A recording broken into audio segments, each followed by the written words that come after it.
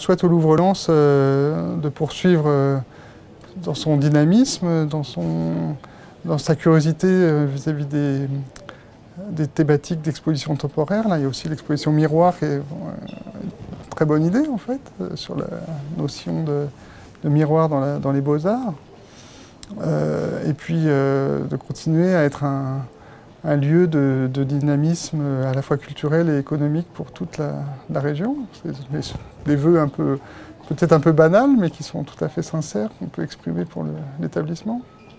Qu'il continue à nous proposer des expositions temporaires qui sont remarquables, qu'il continue à s'intéresser à tous les publics, quels qu'ils soient, et aussi bien aux publics qui sont habitués à fréquenter les musées que des publics très éloignés des musées, parce que je trouve assez sensationnel que les équipes du Louvre aillent partout, dans les hôpitaux, dans les prisons, etc. Donc ce que je souhaite, c'est que cela non seulement continue, mais s'amplifie. On peut lui souhaiter que le meilleur et qu'il surpasse peut-être un jour son homologue parisien. Et que notre région s'approprie encore plus le musée, quoi.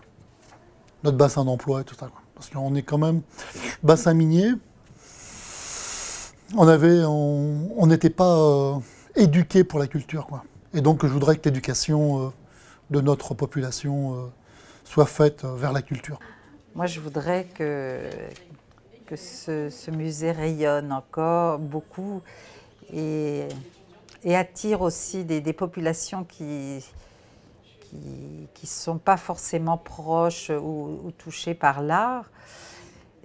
Pour moi, c'est ça un musée vivant, c'est un musée qui attire des gens qui ne sont pas forcément proches du milieu de l'art et que ce soit un musée non élitiste.